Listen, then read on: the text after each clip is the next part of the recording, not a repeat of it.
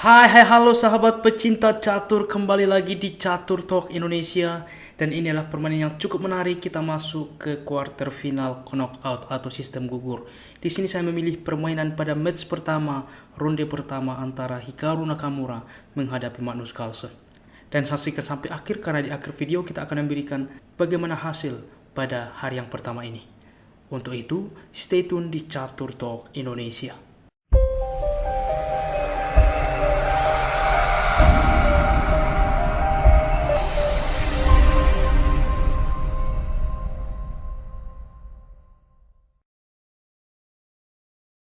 Baiklah kawan-kawan, di sini Nakamura putih memulai langkah dengan pion ke E4 dibalas pion ke E5, kuda ke F3, kuda ke C6 dan gajah ke B5.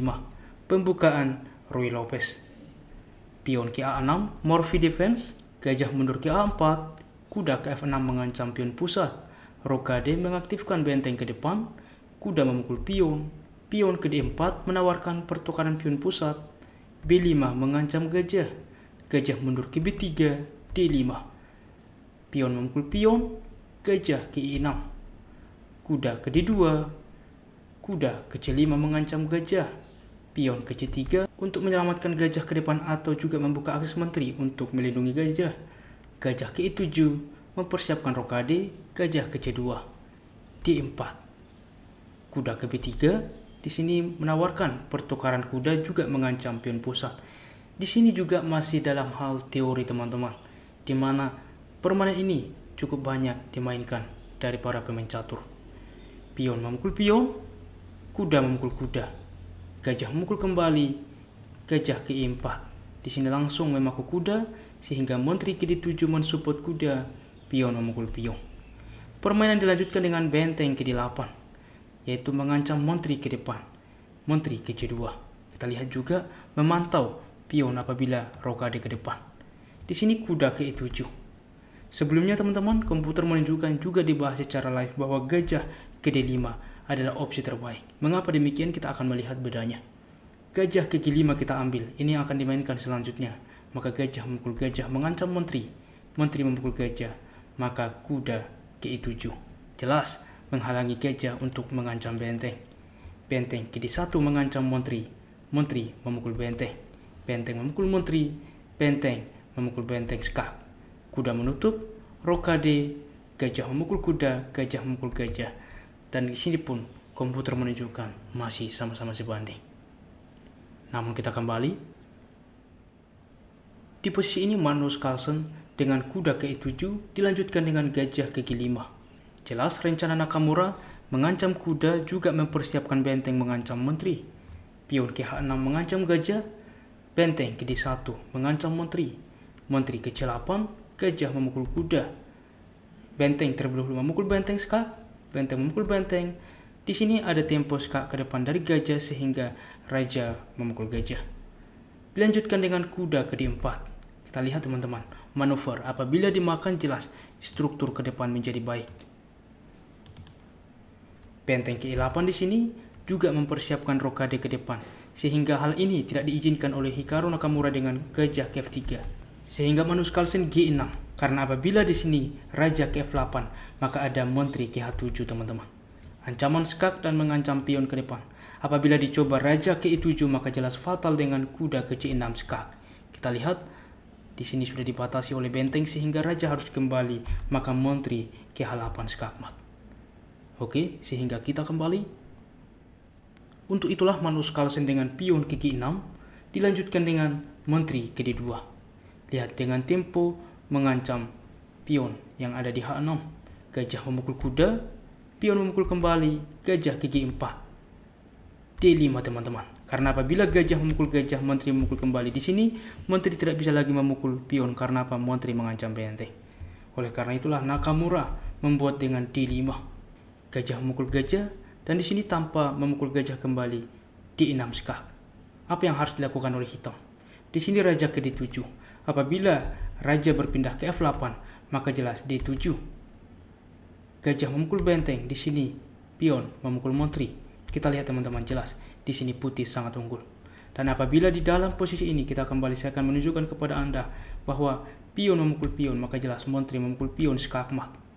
Oke, untuk itulah di dalam posisi ini raja ke D7 barulah dilanjutkan dengan pion memukul gajah. Di sini benteng ke E6. Apabila di dalam posisi ini benteng memukul pion bang, maka jelas pion memukul pion open skak. Raja memukul pion, ada menteri ke D6, maka benteng juga akan hilang teman-teman. Untuk itulah di dalam posisi ini benteng tidak bisa memukul pion tetapi benteng ke E6 dilanjutkan dengan benteng ke C1. Sebelumnya apabila di posisi ini pion langsung juga memukul pion open skak, ini sudah berbeda, raja memukul kembali. Di sini kita lihat tidak bisa melakukan skak ya. Benteng ke C1 skak, di sini benteng menutup, benteng memukul benteng, dan ini pun akan kembali sebanding dan raja cukup aman. Dan kita kembali. Untuk itulah Hikaru Nakamura dengan benteng ke C1 terlebih dahulu mengancam pion ke depan sehingga C5, menteri ke E3. Kita lihat di sini mensupport pion juga mengancam pion 2 kali. C4, menteri ke A7 skak, raja ke E8, benteng ke D1, mensupport pion ke depan sehingga menteri ke D7, menteri ke A8 skak, menteri menutup, menteri memukul pion. Apa yang harus dilakukan oleh hitam? Di sini raja ke F8.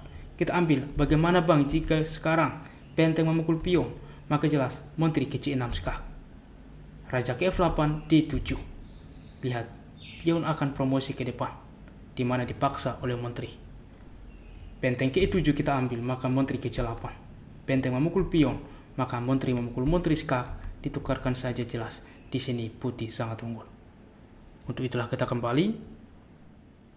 Di posisi ini Magnus Carlsen, raja ke F8, dilanjutkan dengan menteri memukul pion. Lihat teman-teman, menggerogoti pion satu persatu juga mempersiapkan pion promosi. Menteri ke G5 skak, raja ke F1, dan benteng memukul pion.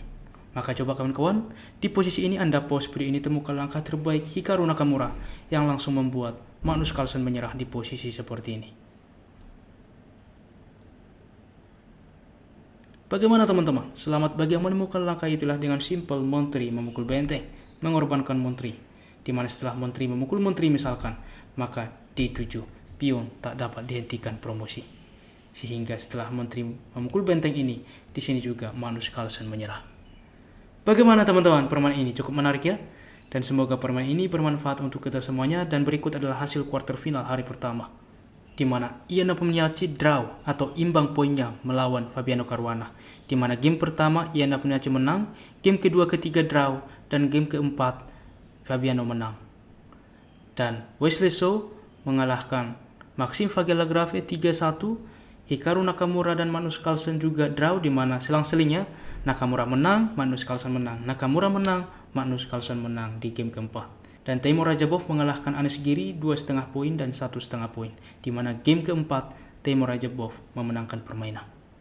Oke teman-teman, dan seperti biasa di akhir permainan kita masuk ke sesi puzzle. Dan tentunya sebelum kita masuk ke puzzle, kita akan membahas puzzle sebelumnya, dan benar jawabannya ialah dengan pion ke B6.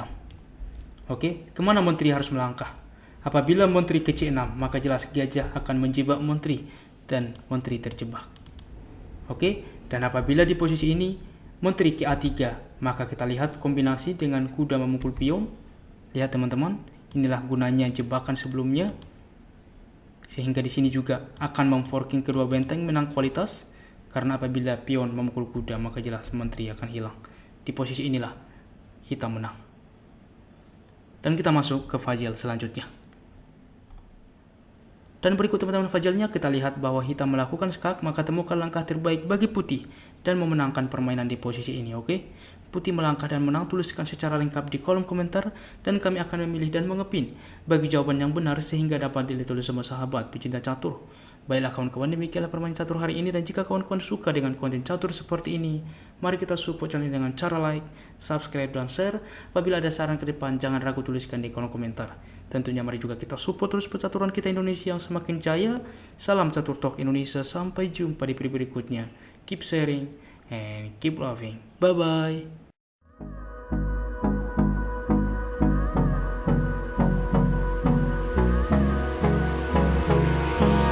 Hold me close till I get up.